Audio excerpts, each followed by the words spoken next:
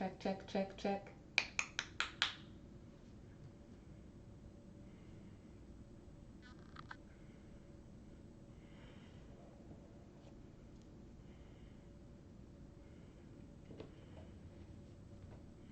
Hello. Good afternoon. Long time no see, my people. I mean, y'all see my tweets, y'all see my post, but you don't see my face. Um, if you don't follow me on Twitter, then, you know, you miss out on the goods because it's summer vacation for my child. Hey, y'all. And I don't necessarily get to go live as often because parenting, real life stuff. Today we are doing, and I've got two streams here. I've got Instagram and then I've got YouTube here. Um, but I've got two streams today for the New Moon Tarot Divination. The new moon is in Cancer on July 31st. And if you have, hold on.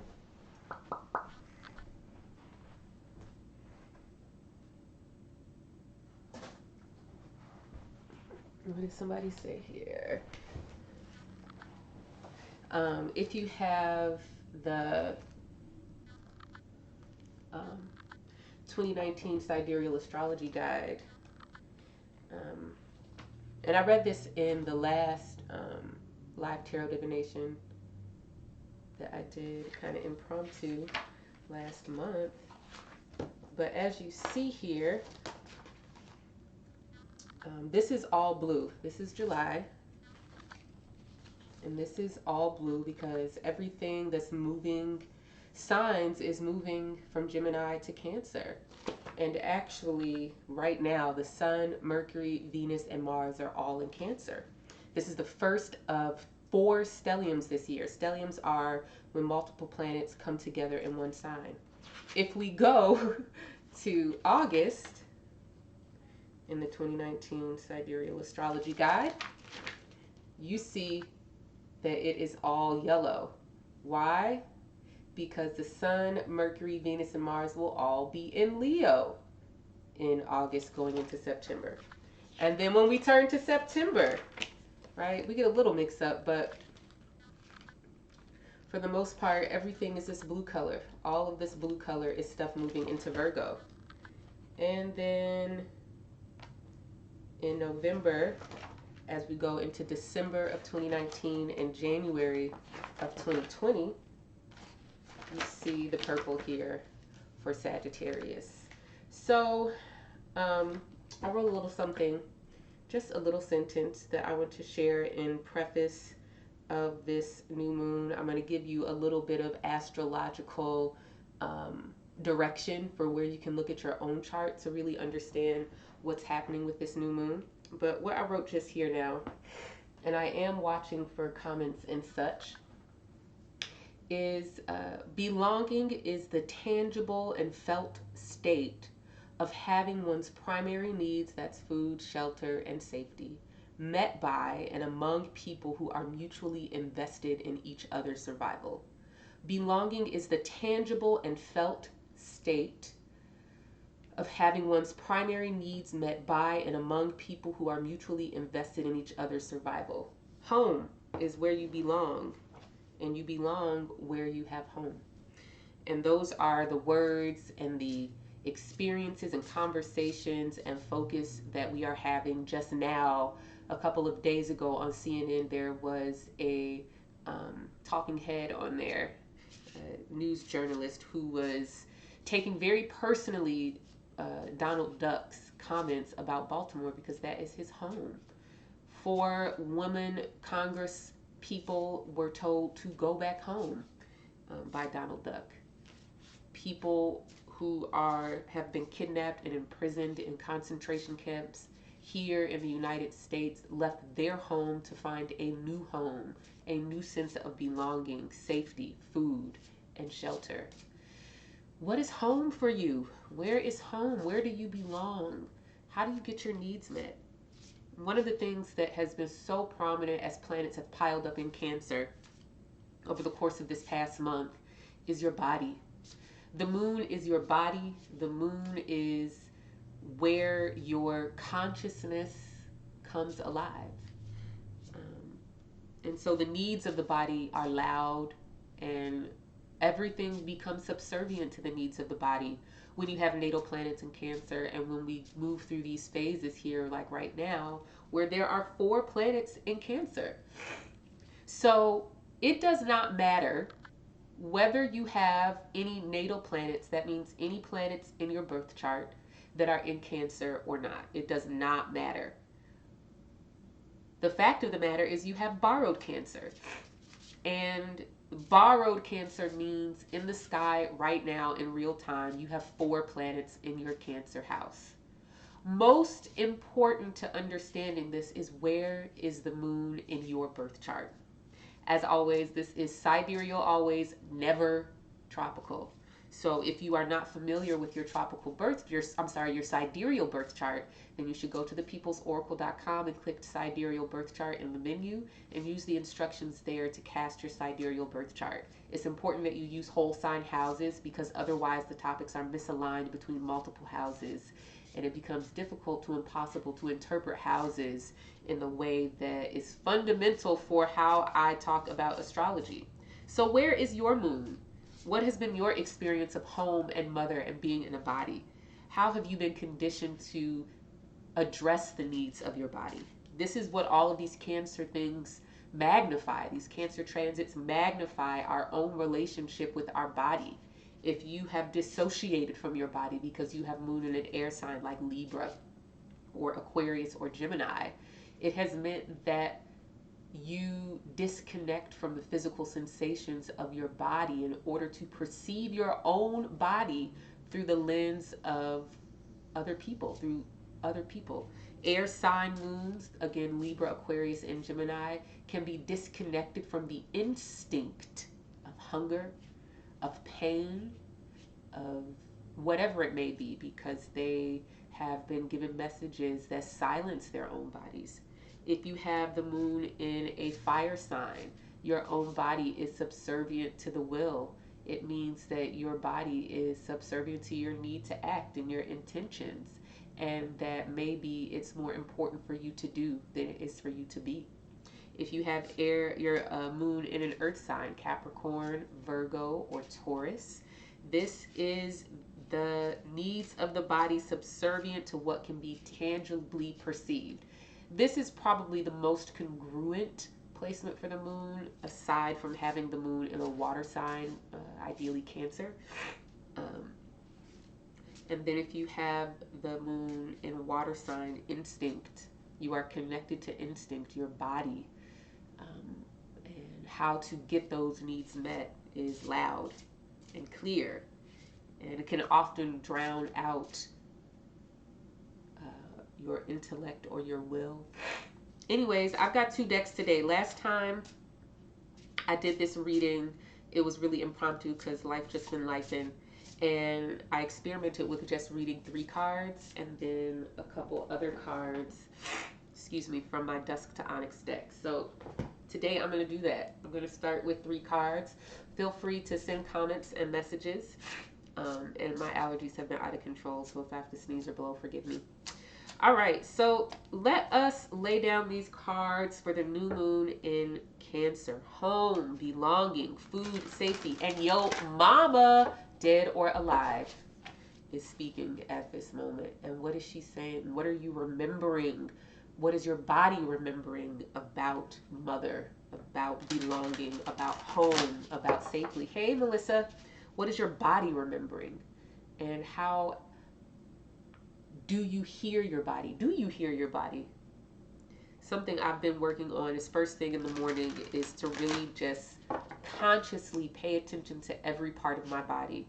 Am I feeling any pain? Is there fatigue? Am I tight? And so I've noticed that in the morning, my hips are very tight. The joints in my feet and hands are a little achy. And so I've been giving myself permission to just lay there and move them and pay attention to them before I get my day started. So yeah, let me shuffle a couple of more times. This is the Golden Thread Tarot. And I'm going to cut the deck, and once I cut the deck, the card on the bottom is going to tell us what this new moon is all about, how to read the rest of the cards. You're welcome, Melissa, and how really where and how we should be focused. Um, this is the reference point for the rest of the cards that I draw. And yeah, one other announcement is that this week I am going to be doing some email delivered tarot readings where you choose a topic from the list that I give you, and I email you the reading, and we can go back and forth a little bit. I will post a link on Instagram and Twitter where you can book the reading, and they go fast, and I can only do a few at a time. So I'll probably do maybe 2 or 3 rounds this week, and turn on your notifications if you don't want to miss it. You're not going to catch readings at this price, and I don't really do email readings as a matter of just the time it takes to do that. But I got some time. So yeah, let's cut this deck. The card on the bottom today is the Star.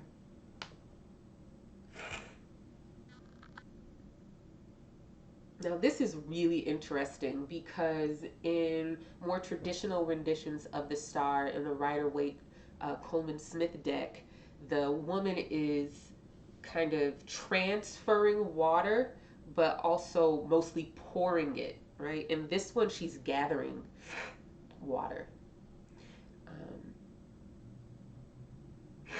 Sorry. So, traditional common interpretations of the star have to do with your dreams and your wishes, your ideas, your hopes, your vision for the future, possibility, taking time to envision and see in your mind's eye. Um, in this reading today, I see the star, especially with the way that she is collecting the water. Um, I'm thinking of how we relate to instinct. And I've had a lot of conversations with clients recently who, for example, have no water in their birth chart. And the constant disconnect from their body means that they forget to eat, or they might not sleep regularly, right? They have disjointed schedules. They might not, um, uh, they don't have like routines because the needs of their body, they dissociate from them. So they sleep irregularly, they don't eat regular meals. These are people who may have been like smothered to the point that they never got the chance to make a relationship with their own body, but also people who might have been talked out of what they were feeling. For example, you're too sensitive, you couldn't possibly be hungry because you've eaten already. You're not tired, you're just upset. Or you are sleepy, go to bed, right? Where other people's perspectives around what's happening to your body is important for you to perceive as a matter of getting your needs met. So air moons again would be people who have moon in Gemini, moon in Aquarius or Libra. The star here is definitely about a vision of what does it look like to honor instinct. What is the picture that you can paint around having your primary needs met? What does your ideal home look like? What does belonging feel like? One of the questions that's come up in a lot of my readings with clients, I ask them, I say, would you be able to identify the feeling of belonging if you were in it? And a lot of them said no because they have no reference point for belonging, but also because it really is this thing of how do you measure belonging? I think that's another question of the star. I imagine her catching that water to analyze a specimen, right? Like, let me see what the contents of this is. What is my instinct saying to me about the sensations in my body, and how apt am I to believe my body? Do you believe your body, right? I don't know that we use that kind of language to talk about our bodies, but I think that's important to address at this moment. Do you believe your body? When your body is signaling pain, when your body is signaling hunger, when your body is signaling a desire for pleasure or touch, do you believe your body, or do you talk yourself out of that? Do you say, girl, you're not hungry? Do you listen to your body? What does your body want to eat? Now, this isn't to say that we should just believe our bodies without challenging it and thinking critically. As a matter of fact, I think it's a question of, do you believe your body? What kinds of messaging and adaptations have you been subject to during your life that either give you pause to be skeptical about your body or indulge your body? Or maybe it's disjointed and there's no consistency. So, what is your body speaking to you? What's your relationship with your instinct? Do you believe your body? That's the start for today, people. Now, let's lay down these 3 cards here. Is that card upside down? It sure is.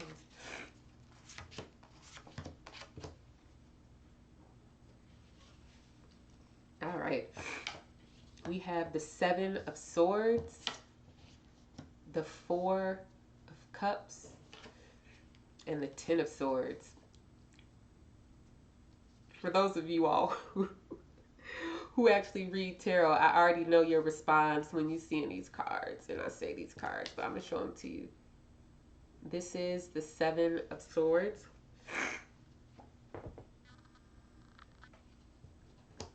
This is the Hey Araceli.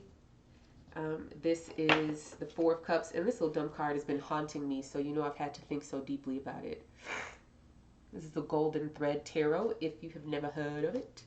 And this is the 10 of Swords.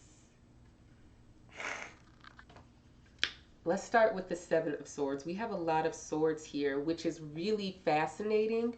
At the moment of the new moon, Mercury is sitting at 29 degrees of Gemini, which is where it was on June 20th and 22nd, 2019.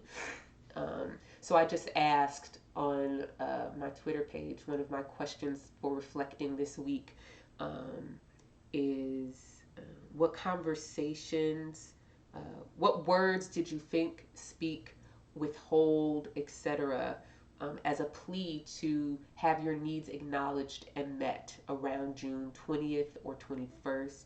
What kinds of conversations and words and thoughts and language have you acquired over the past month that has allowed you to articulate needs that maybe you have not perceived before, or that maybe you perceived but didn't have context for?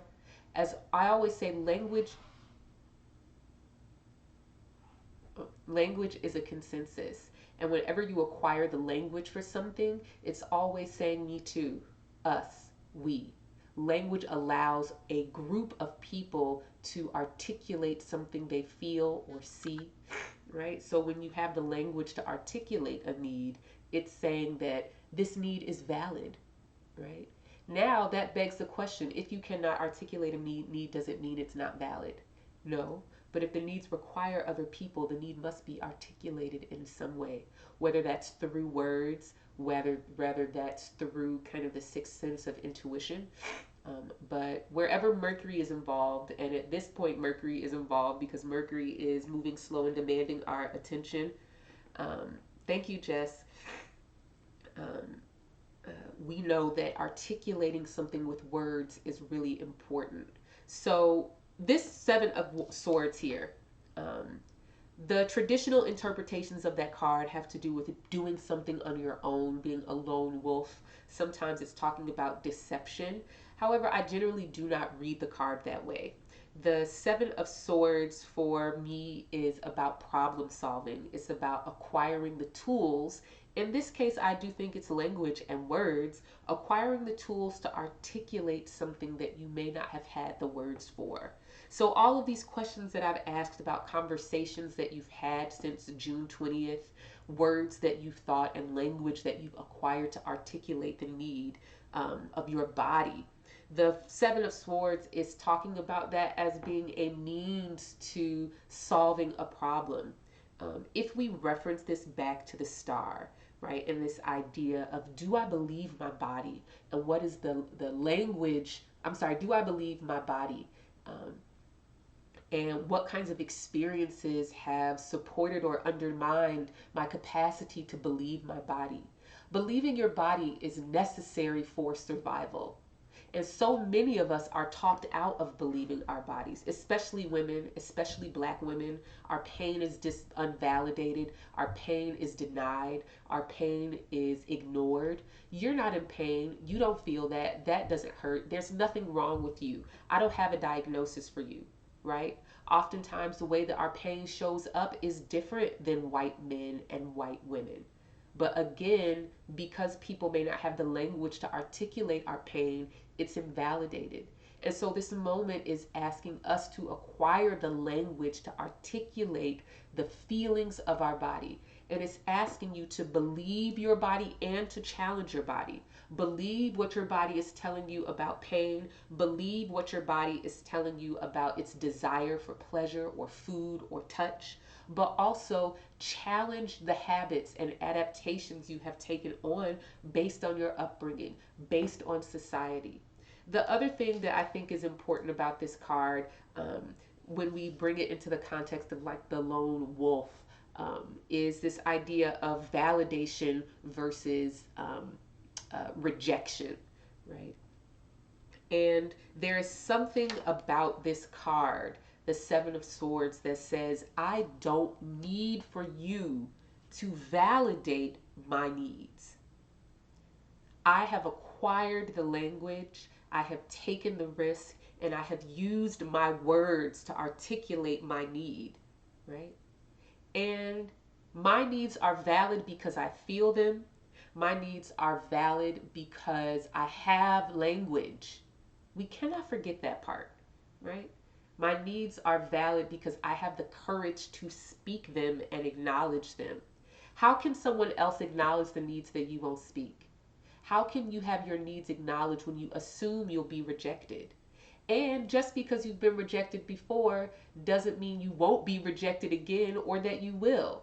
But this is about the courage to acknowledge your needs, even in the midst of not being validated, even in the midst of people saying, ain't nothing wrong with you, even in the midst of people saying, you're not in pain. I didn't see you. I saw you dancing the other day, but now you're acting like you in a wheelchair, right? That's all of the ableism around us seeking validation instead of seeking our needs met, right? So this card is talking about, again, rejecting the need for validation to get your needs met. Now you see that I'm towing the line here of, like, on the one hand, I'm saying, you know, you don't need people to validate your needs in order for them to be valid. However, you have to validate them. You have to validate your needs. And you validate your needs by acknowledging them and speaking them. And that creates space for belonging. I'm going to say that again. Even if the people around you, the people that you're in relationship and community with, even the people that are your family, whether chosen or blood, are not acknowledging your needs and you feel them not being validated, you still must validate them. You still must speak them. You still must acknowledge them. A theme that has gone through these past through months is this idea of mutual investment. And we talked about mutual investment as far as conforming and adapting and seeking validation from communities at the new moon in Taurus a few months ago. That video is still up on my YouTube, and I strongly suggest you watch it because it's evergreen content for the next few years. Because of eclipses in Taurus and a Venus retrograde in Taurus next year. But this idea of mutual investment, right? Mutual investment means that I bring something and I get something. It means that my presence changes this place, but I am changed by being in this place. Let's move on. The next card is the Four of Cups. And I think it's so interesting showing up in this reading because it's a card that has been coming up for me a lot personally in my personal spiritual tarot practice. And so whenever a card keeps showing up, I have to meditate on it and think about it to really understand what is this card saying. It's saying I can't rely on my kind of generic and go to um, interpretations for these cards. But for the Four of Cups, um, one of the phrases that comes up is missing the obvious, right? And in this context, to me, it sounds like you overlook something, right? You're overlooking something because your belief and identity is invested in that thing not existing, right? Your desire or your intention might be invested in the thing you refuse to see not existing.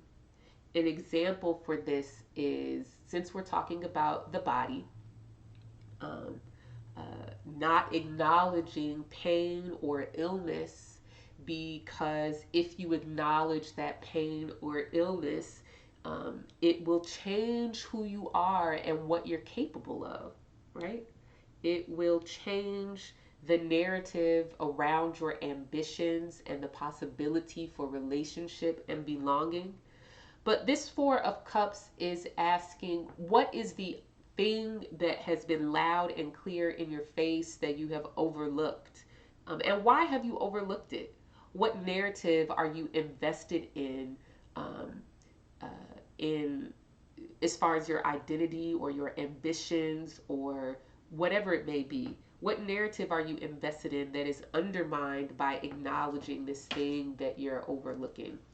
Um, some of the other cards around the Four of Cups have to do, I'm sorry, some of the other meanings around the Four of Cups have to do with boredom, but boredom in the sense of you having been fired up and excited about something, but losing interest, right? Losing interest, losing the passion, the sense of direction, disconnected from the very thing that was motivating you in the first place. Um, if we pull, my nose is itching so bad, y'all, so forgive me. If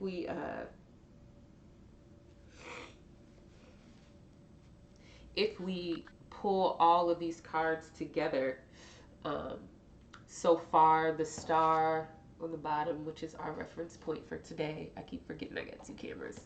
The Seven of Swords, which is in the first position. And I don't read positions, if you've noticed. I just let the cards talk in whatever order they fall. Four of Cups. We've got one more. But if we... sorry, I'm just watching my time.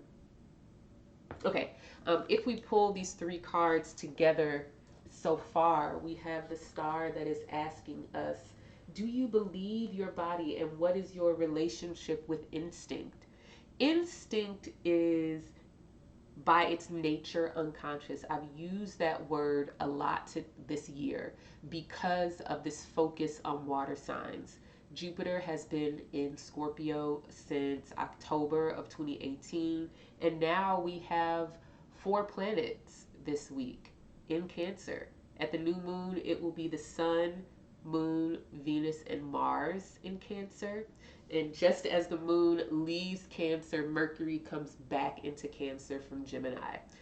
So we'll have these 4 planets in Cancer until August 8th, when Mars enters Leo. So that gives us a good like 10 days or so. No, that's not even 10 days, because Mercury doesn't even go back into Cancer until the 3rd of August. And we'll have 4 planets in Cancer between the 3rd of August and the 8th of August.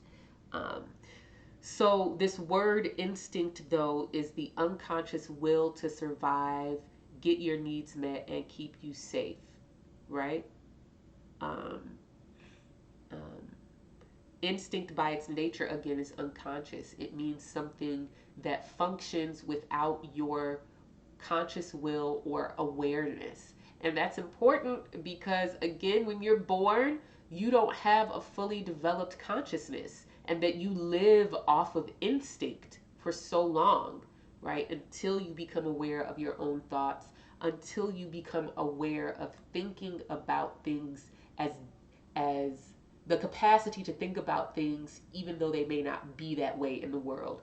That's really the star, is the human capacity to be able to see things even though they are not that way. It's a very human thing, right? Um, but instinct in this regard is something that is also conditioned. It is conditioned and formed and shaped, meaning our relationship to it, the way that it shows up in our brain's biology and neurochemical makeup. Um, the instinct is shaped by experience. So whenever we see swords, like the Seven of Swords and later the Ten of Swords, it is asking us to find words. It is asking us to question the the experiences and conditioning around a certain thing, finding language to articulate it, right? When you articulate something, you take it outside of you and you objectify it. You make it an object. You make it something that can be observed, talked about, and communicated about with other people. Just like when I write down the story of my experiences, it's taking things that have actually happened and objectifying them, putting them in words so that other people can perceive it. And so, this so far is asking us to toe this narrow line between believing our body, challenging the adaptations of our instinct, but also finding the balance between validation of our needs by our community and families, and how willing are we to validate our own needs, right? So do we allow other people to tell us what's happening in our body, or do we believe our body? Are people offering useful insight and constructive criticism or perspective about our body and our needs? Or do they have an agenda around our needs being something certain or specific, right?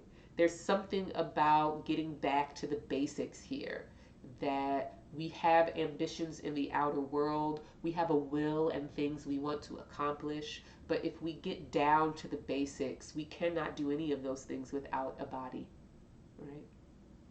And quite frankly, we cannot do them without community, right? We got to the Four of Cups here around missing the obvious.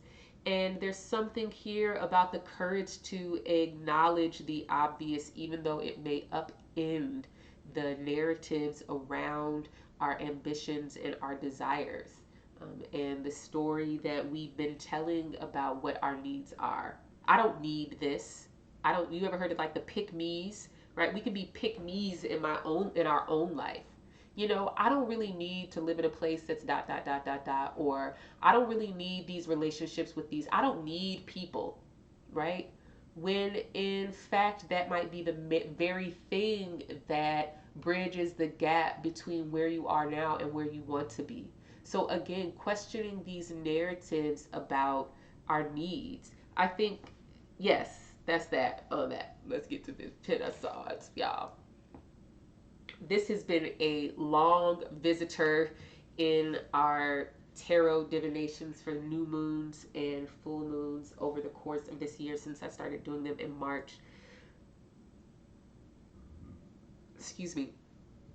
One of the things that I found interesting about this particular rendition of the Ten of Swords is the pool of blood at the bottom, and how the top half of the body is disconnected from the bottom half of the body here. Can y'all see that? Right? You see he's kind of cut in half there and he's bleeding. This word dissociation just keeps coming up. And it's kind of a psychological buzzword, but I think it's important that we have language to articulate the things that we experience. Dissociation, the word that comes up, the definition that comes up when I look it up on Google is disconnection and lack of continuity between thoughts, memories, surroundings, actions, and identity. Dissociation can also mean the feeling of numbing, where you don't feel certain things in your body. Dissociation can mean the inability to see the connection between your choices or actions and the outcomes and evidence in your life. Hey, everybody who's saying hi. Dissociation can mean that something really traumatic has happened or is happening to you, and you do not currently have the ability to see how those particular events or trauma are connected to things happening in your life or in your body now. Um, so, um, Dissociation can also mean that you are out of touch with your feelings, that there's ambivalence around making decisions in your life. You don't know how you feel about something. Dissociation can mean disconnection from desire, the libido or life force that urges you to seek out pleasure or fulfill taste and touch or whatever it is that you want in life. So the story here in these cards are about believing your body, challenging the way that you interpret your body, understanding the way in which your upbringing and your relationship with your family and your mom specifically has conditioned you to interpret certain things in your body in a certain way, and challenging those conditionings and really taking the moment to become present. Now, this is not universal advice across the board. Some people do and have had very traumatic experiences that make coming into their body unsafe. And maybe you don't know that that's actually what's happening to you, that you have experienced something very difficult and challenging and painful and violent in your life, and you don't realize that the addiction or disconnection from your emotions, the inability to really see the way your choices are impacting your life, all of those things are evidence of trauma. And so it may very well be that your body is not safe. This advice is not for you. The advice for you is that, guess what? There is a word, there is a concept, there is language for what you experience. There's a reason why you can't tell if you're hungry or full. There's a reason why you can't tell yourself, you can't tell if you're sleepy or if you're fully rested. There's a reason why you talk yourself out of needing people and relationships, right? There's a reason for that. And those reasons are not that there is something wrong with you. Those reasons are evidence that something has happened to you. And for those people, not even just for those people, but for those people and for so many other of us, we need to use the tools that we have access to. If we can have access to psychiatric help and evaluation, if we can have access to a therapeutic relationship with a counselor, therapist, psychoanalyst, or psychiatrist, those people can help us to find additional language. This is the power of diagnosis. The power of diagnosis, whether it's chronic physical illness or mental illness, um, is the ability to articulate that something happened to you, that your needs, your pain is valid, and begin crafting a pathway to healing and wholeness as close as we can get to it, right? So there's a lot here in these cards about the fear we have around acknowledging certain needs, the fear we have around being rejected for acknowledging certain needs. There's a lot here about the empowerment that comes with the courage to say, I need this, and giving people the opportunity to say no. If people say no, you know you don't belong there. If you take the risk to acknowledge the needs of your body, food, safety, shelter, touch, and the belonging that those things bring, if you find the courage to articulate those things and you are denied those things, then that's not where you belong, right? Now, again, the fear here of not having some place to belong, being in this limbo place where you know you don't belong here, but then where do I belong? New moons are like this. New moons are dark. You cannot see. I don't even like the word potential.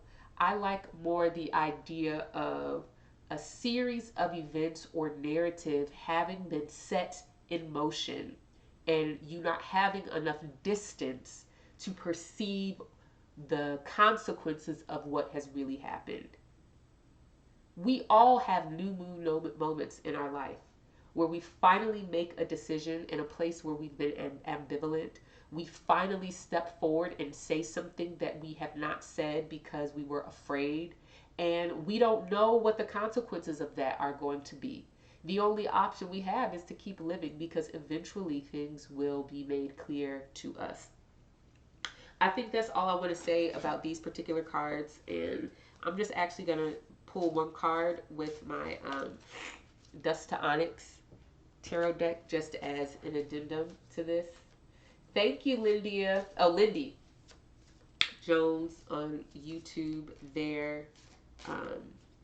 Yeah. Whew. I'm going to go back and listen to this because I don't even want to hear what I have to say to myself. That's how it is sometimes, though. So let me just... Thank you, Oro de la Guayaba.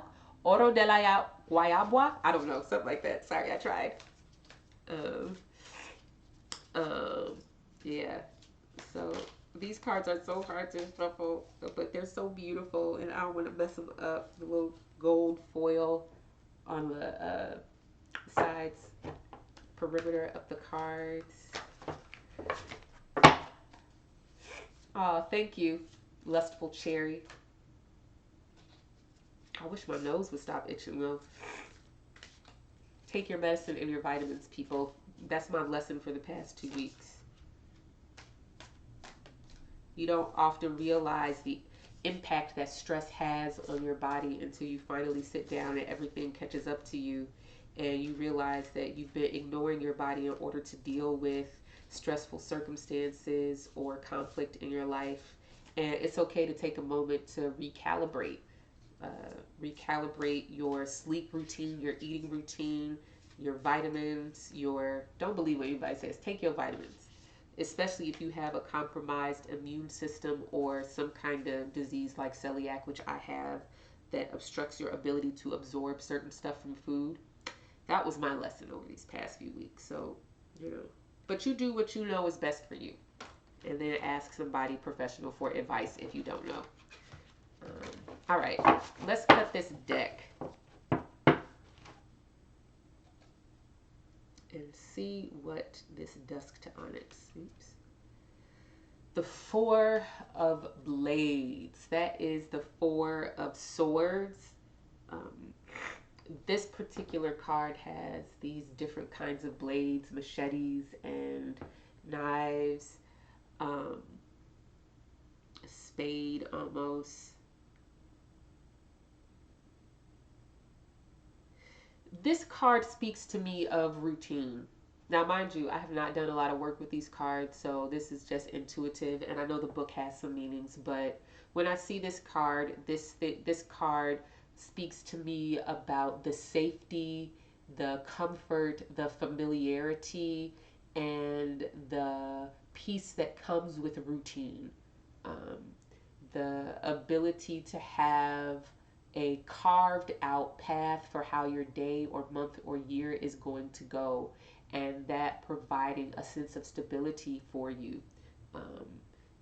I think it's interesting within the context of listening to our bodies, because oftentimes many of us reject routine or we feel like it might be stifling for us, but routine is what allows us the containers to anticipate certain needs. So if you make your bedtime at 9 o'clock, you are anticipating the need for sleep.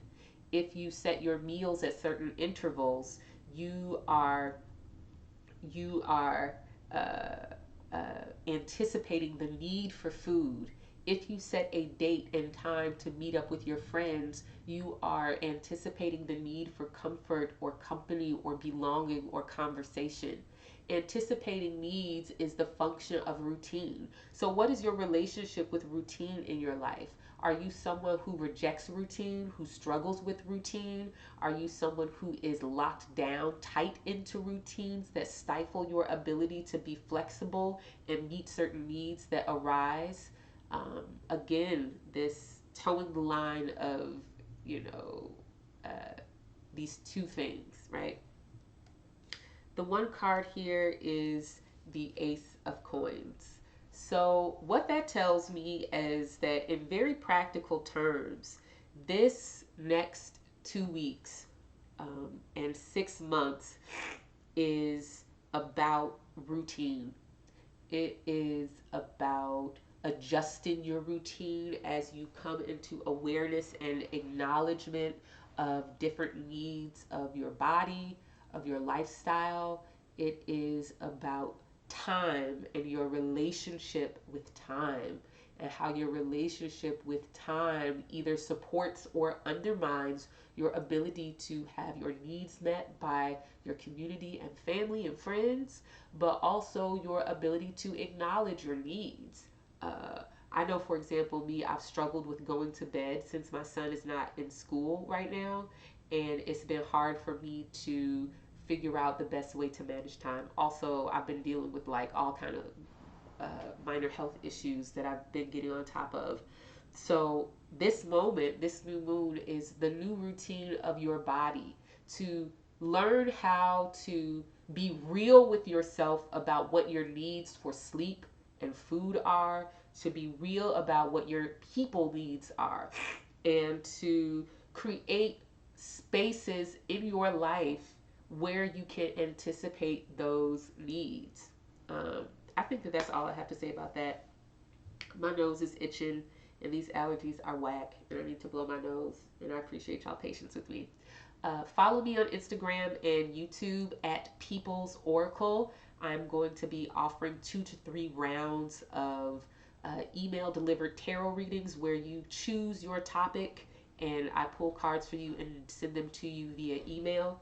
Um, and yeah, just follow me. I'll post it on Twitter and Instagram. And yeah, that's that on that. Happy new moon. If you're just now tuning in, come back to the beginning of the video. It's going to be on YouTube and you can hear more about the astrology. I'll be talking about more about the astrology of this week in the People's Weekly Forecast, which is a thread of tweets I do on Twitter every week. You can find me there and get more details about this messy Mercury retrograde that's ending and what's on the horizon. Thank you guys. Have a good day.